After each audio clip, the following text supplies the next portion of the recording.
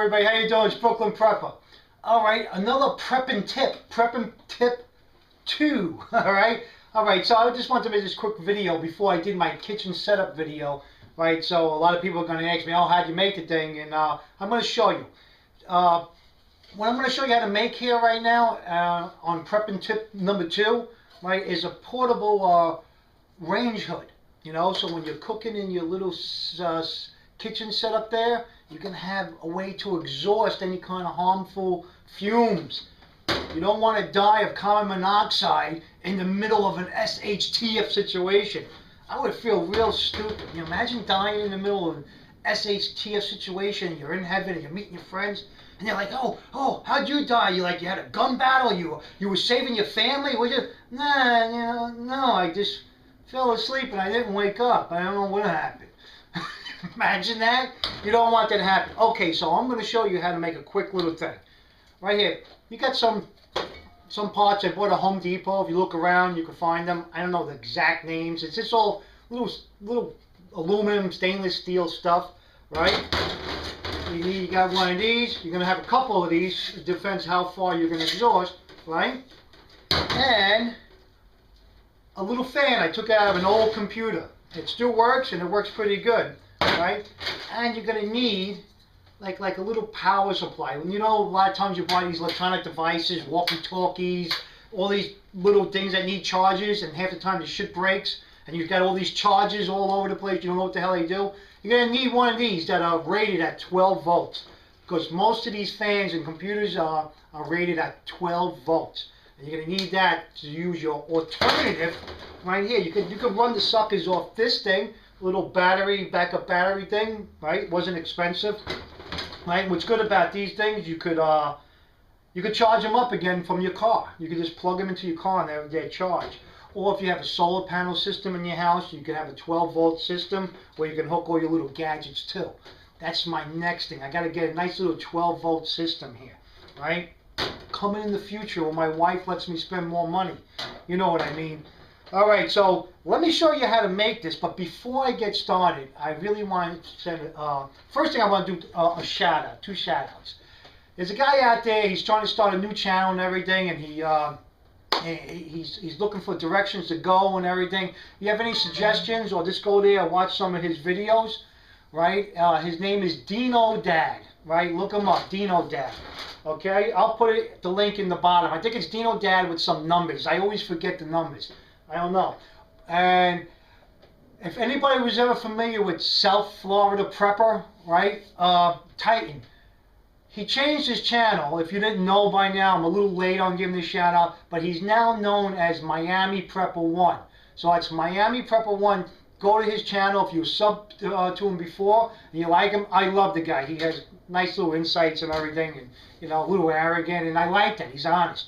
Alright, but that's Miami Prepper 1. Check his channel out. If you subbed to him before, he's now Miami Prepper 1. Alright? And another little special thank you for one old geezer.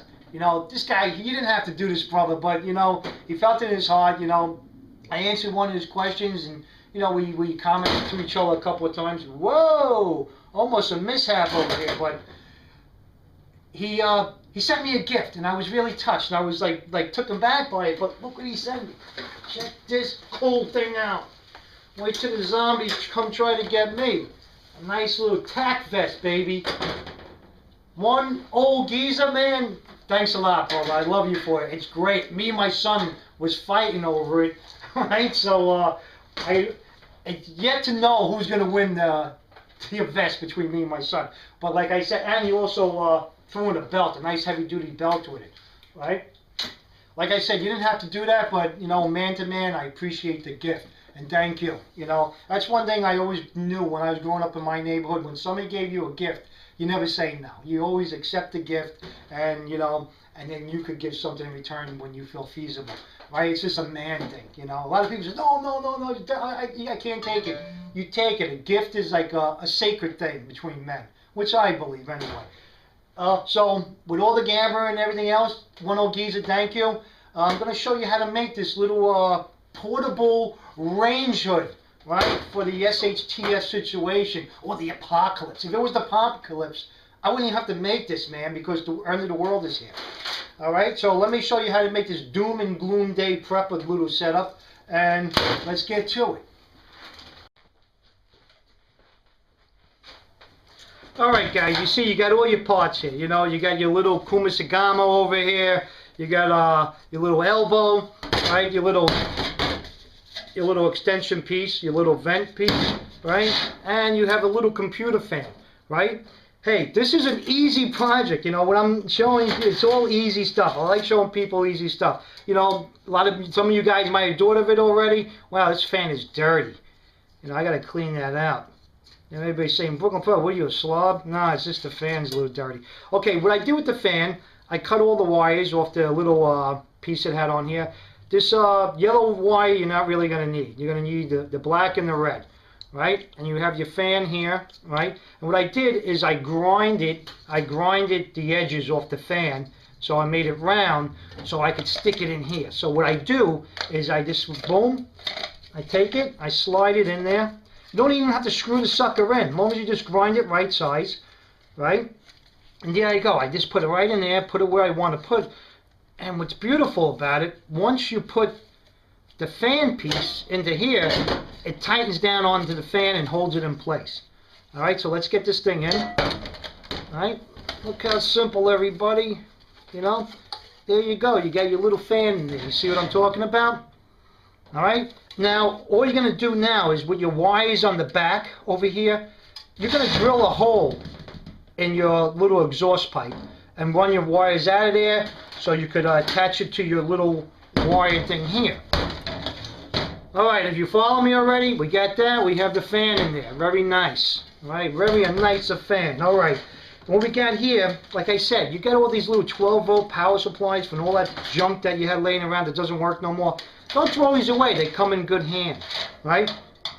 Alright, I'm going to run this thing off this little portable battery system. This thing probably could run this fan for a long, long time. But you're not going to constantly run the fan. You're only going to do it when you're cooking or you're exhausting some other fumes. Right? But what's good about this, like I said, you could recharge it from your car.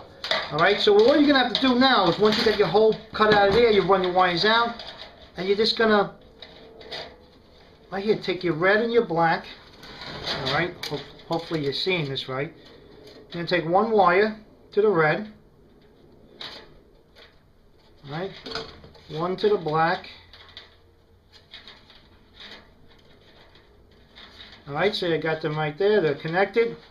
Right, I'm going to plug it in. Hey, you know what I did? They have like 12-volt like intakes over here for those cigarette lighter power supplies. I tried to do one of those, but it was strange. The fan wasn't getting enough power. It was spinning, but not fast enough. So I went with this, where it takes 110, converts it. I think this has more amps. If I'm correct, any of you electricians out there, let me know. But I think going this route, you get more amps to spin the fan faster. All right, so I'm going to plug it in. All right, and I'm going to turn it on. Nothing's happening.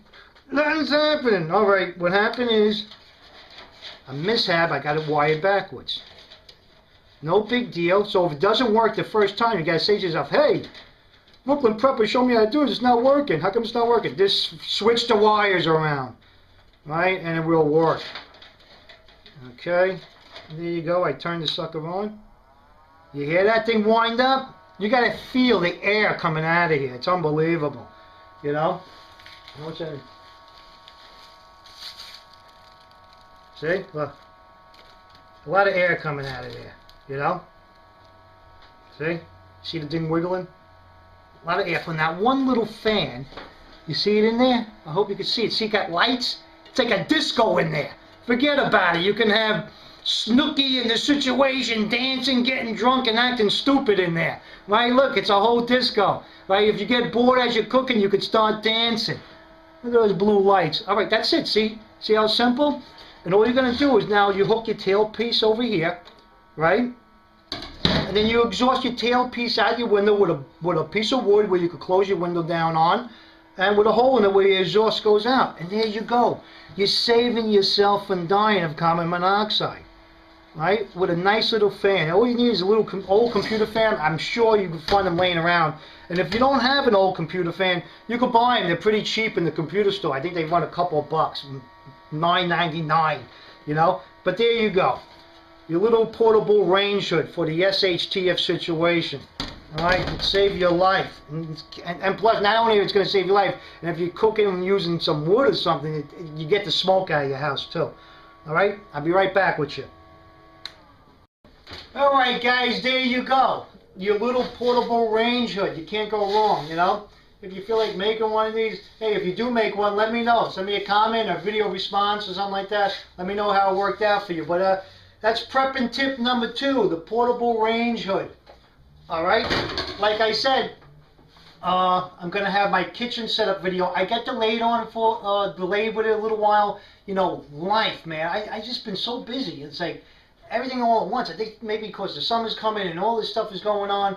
But I really want to get that kitchen video thing set up, and I'll make it a video real soon. All right, so this is going to be part of it. That's why I wanted to show you how to make it, because I know people say, well, how do you make the range hood? All right, so that's how you make it. Computer fan, a little power supply, a little power source, right? And a couple of pieces you buy from Home Depot or Lowe's, or better yet, your local hardware store. I would go to my local hardware store. And you know what? And I didn't do it, and I wish I had went to my local hardware store. But you know what? In Brooklyn, there is no more local hardware stores. That was the problem. All these big stores opened up, and all the little guys left. All those, that personal feeling of walking in a store and knowing somebody's gone, right? But anyway, if you got local stores around you, support them, right? But there you go, guys.